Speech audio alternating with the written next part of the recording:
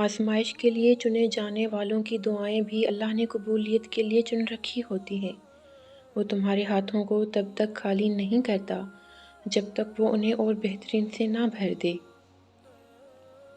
جب بھی اداس ہونے لگو تو خود کو یہ یاد دلایا کرو کہ جس نے مشکل دی ہے اس نے مدد دینے کا وعدہ بھی کر رکھا ہے۔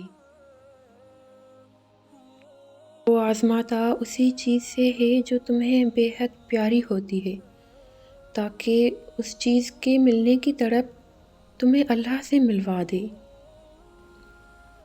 اس یقین کے ساتھ مانگو کہ اللہ ضرور دے گا، اور پھر دیکھو وہ تمہیں اتنا عطا کرے گا کہ تم گنتی تک بھول جاؤ گے۔ دعائیں نصیب سے نہیں بلکہ نصیب دعاؤں سے ملتا ہے، اور جتنے بھی معجزے ہوتے ہیں نا، وہ سارے معجزے دعاؤں سے ہی تو ہوتے ہیں۔ تو سنو، دعا کرو اور باقی سب اپنے رب پر چھوڑ دو، باقی تمہارا رب بہترین جانتا ہے۔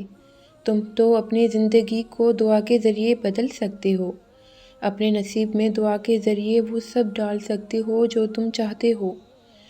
پھر پریشان کیوں ہوتے ہو؟ ابھی بھی وقت ہے، اس رب کے پاس لوٹ آؤ، اس سے مانگو، اس سے کہو، اسے اپنے دل کا حال بیان کرو، کیونکہ اللہ سے زیادہ اور اللہ سے بہتر تمہیں کوئی نہیں جان سکتا۔